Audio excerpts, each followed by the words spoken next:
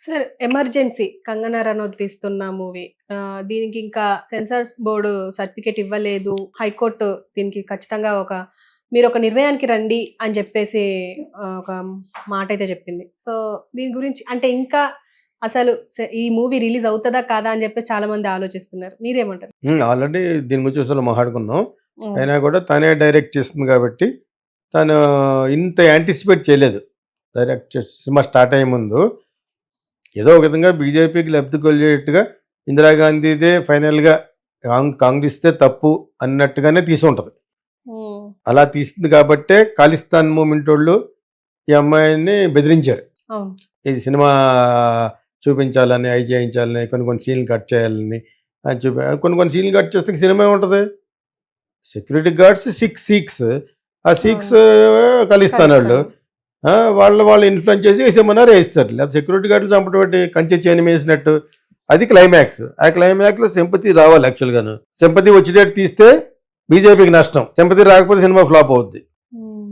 అప్పుడు అనుకుని చేయలేదు. తను బీజేపీ ఎంపీ అయిపోతాను అంత తెలీదు. అనుకోకుండా ఎప్పుడు స్టార్ట్ చేసింది తనకి ఈలోగా వీళ్ళు ఒక విధంగా బ్యాడ్ డే తీస్తాను అని అనుకుంది. బ్యాడ్ తీస్తే ఊరుకుంటారా ఖలిస్తానోళ్ళు వెరీ స్ట్రాంగ్ ఇన్ యూకే అక్కడ.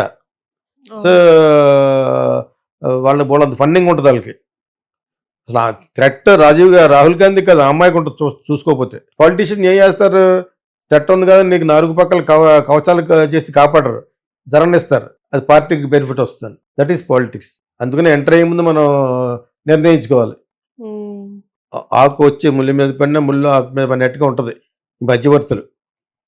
జర్నలిస్టులకు కూడా. చాలా ఉద్రేకపడిపోయి చేశారనుకోండి. ఆహ్, అవతలోడు ఏదో ఏసేసేట్టు కనపడుతున్నాడనుకోండి. యువతలు వీడి తరపోళ్ళు ఏసేసి ఆడి మీద గెంటేత్తారు. జంగని గంటేసినట్టు. హ్మ్. అంతకంటే బూతు ప్రపంచంలోని ఎక్కడ ఉండదు. చంద్రబాబు నాయుడుకి అదే ప్లస్ అయిపోయింది మరి మొన్న. నారాసుర రక్త చరిత్ర అన్నారు కదా! హ్మ్. ఈళ్ళు చంపేసి ఆడి మీద పడేత్తన్నాడు చంద్రబాబు నాయుడు మీద. ఎంత ఘోరం అది.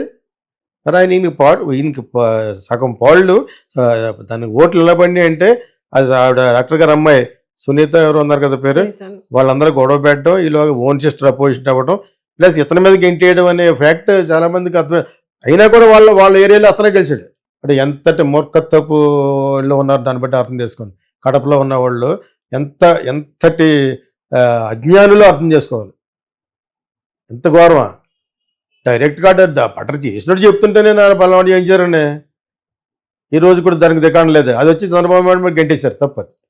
తప్పేంటి నేనంటావేంటి? మొత్తం అందరికీ తెలుసది. సో, ఆ విధంగా పాలిటిక్స్‌లోకి ఎంటర్ అయ్యేటప్పుడు ఇయన్నీ తెలుసుకోవాలి. ఆయన ఎవరో ఉన్నారు. అతనికి ఇప్పటికి లైఫ్ థ్రెట్టే ఉంటది. బీటెక్ రవి అంటారక్కడ. అవును. బట్ అతనికి ఇప్పుడు ఎప్పుడూ ఉంటది. అతనే చెప్తున్నాడు కదా! నాకెప్పుడు రిస్క్ ఉంటదని. అతను జెన్యూనే. జెన్యూన్‌గానే చెప్తున్నాడు. అంటే అతను మతం కంటే మనకెక్కువ తెలుసేటి. అతను ఆ ఏరియాలో పుట్టాడు. అక్కడే ఉన్నాడు కాబట్టి అక్కడ ఇన్‌ఫ్లుయెన్స్ ఉన్న వ్యక్తి. అయినా కూడా థ్రెట్ ఉంటది. That is area is called factionism. Like ఇటలీలో చెప్పాను కదా మీకు. హ్మ్. ఆ ఏరియా ఎలా ఉందో అదే విధంగా ఉంటదన్నమాట. సిసిలీ అంటారక్కడ. సిసిలీ. హ్మ్. అలాగే ఇక్కడ మన భారతదేశంలో ఆంధ్రప్రదేశ్‌లో అలాగే బీహార్‌లో ఉన్నాయి. బీహార్‌లో చాలా ఉన్నాయి ఏరియాస్. వాళ్ళ దగ్గరికి వెళ్ళకూడదసల. న్యాయం ఉండదింక అంతే. సో, అలాంటి India is a big country like China. You have so many places అనమాట. జైల్‌లో ఉండి గెలిచిన ఎమ్మెల్యేస్ ఉన్నారు రౌడీలు. ఏం చేస్తాం మరి వాట్ కైండ్ ఆఫ్ చట్టం ఈజ్ దిస్? అసలు క్రిమినల్ రికార్డ్ ఉన్నవాడు నిలబడకూడదు. సో, ఆ విధంగా ఈ సినిమాలో క్రిమినాలజీ చాలా ఎక్కువ ఉంటదనమాట. బ్లూ హ్మ్. స్టార్ ఆపరేషన్ అని చేసిందావిడ. ఇందిరాగాంధీ. చేసినప్పుడు అమృత్సర్‌లో చెప్పాను కదా లాస్ట్ టైము. ఆ టెంపుల్‌కి బుల్లెట్ కన్నాలు కూడా ఉంటాయి. వాటిలికి ఏం చేయలేకపోయారు. మనం గోల్డెన్ టెంపుల్‌కి చూడకుండా ఉన్నాం కాబట్టి అమృత్సర్ వెళ్ళినప్పుడు నేను 4 సార్లు, 5 సార్లు వెళ్ళాను. నాకక్కడ బిజినెస్ ఉండేది. సో, అక్కడికి వెళ్ళినప్పుడల్లా ఇది కట్టుకు వెళ్ళాలి. హ్మ్. వెళ్ళినప్పుడు చూపిస్తారు. అందరూ కదా! నా ఫ్రెండ్ ఎవరో ఉంటే చూపించారు. బుల్లెట్ హోల్స్ ఉంటాయి. సో, వాళ్ళు ఎఫెక్ట్ అయ్యారు. అప్పటి నుంచి కూడా వాళ్ళు బాగా యాంటీ హిందూ అయిపోయారు. వాళ్ళు మనతో కలిసి మాట్లాడతారు కానీ దే డోంట్ లైక్ హిందూస్. హుహు. But not everybody mostly. బాగా కలిసిపోయిన వ్యక్తులు ఎవరంటే సిఖ్సే హిందువులు. కానీ హిందూయిజంకి ఆళ్ళకి సంబంధం లేదు. ఆళ్ళు గురుద్వారా, ఆళ్ళు కూడా గురు గోబింద్ సింగ్ ఆళ్ళంతా డిఫరెంట్. సో, వాళ్ళ యొక్క రిలీజియన్ ఈస్ డిఫరెంట్. సో అందులో బాగా ఫెనటిక్స్ లాగా ఉండి రిలీజియస్ ఫెనటిజము, వాళ్ళ యొక్క సెపరేట్ స్టేట్, బంగ్లాదేశ్ లాగా పంజాబ్ ఇప్పుడు ఉంది కదా, వాళ్ళకి సెపరేట్ కంట్రీ అవ్వాలని. ఇంకా అలా విడుచుకుంటూ పోతే ఇండియా అంత మిగులుద్ది లాస్ట్లో. సో సో ఆ విధంగా ఖాళిస్తాన్ మూమెంట్ వాళ్ళు ఇన్ఫ్లుయెన్స్ చేసి ఇందిరాగాంధీ సెక్యూరిటీ గార్డులకు చెప్పి చంపేశారు.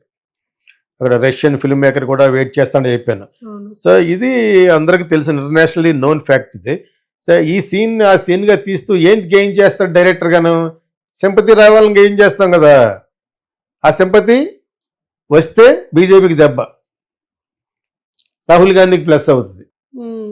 అంచేత సింపతి వచ్చేటట్టు చేసి ఉండదు. అది ఒక థ్రిల్లర్ లాగా ఇన్ని అన్యాయాలు చేస్తుంది కాబట్టి, ఎమర్జెన్సీలో ఎంతమంది జర్నలిస్టులు చచ్చిపోయారు, ఎంతమంది అదే అయిపోయింది, ఎంత అంచేత ప్రైమ్ మినిస్టర్ని కూడా చూడకుండా చంపేశారని చూపిస్తుంది. అర్థమైనప్పుడు నీకు యాజ్ ఎ ఫిల్మ్ మ్యాన్గా ఎంతకంటే ఎక్కువ చెప్పలేను. ఉమ్. దాన్ని సెన్సార్ చేయొద్దని అవతల పక్క నుంచి ఫోర్స్ చేస్తున్నారు. రూలింగ్ పార్టీ ఎవరు, బీజేపీ, చేయమని చెప్పుద్ది. కోర్టు ఏం చెప్తుంది, అటు ఇటు కాకుండా ఇక్కడ దొరికిపోతాం వల్ల గవర్నమెంట్ చెప్పినట్టు చేస్తున్నట్టని. మేము సెన్సార్ ఇవ్వమని చెప్పలేము, ఇవ్వద్దని చెప్పలేము, ఏదైనా 1 వీక్లో డిసైడ్ చేసుకోండి అని మొన్న వర్డ్కి ఇచ్చింది. ఉమ్. ఏంటి సెన్సార్ ఇవ్వదని ఎవరు చెప్తారు, ఖాళిస్తాన్ వాళ్ళు చెప్తారు. ఇవ్వమని ఎవరు చెప్తారు, బీజేపీ వాళ్ళు చెప్తారు. డైరెక్టర్ కంగనా రానవత్ ఏమంటుంది, సెన్సార్ కోసం ఉంటుంది, డబ్బులు ఖర్చు పెట్టిన వాళ్ళు డబ్బులు రావాలని, సినిమా రిలీజ్ అవ్వాలి కదా.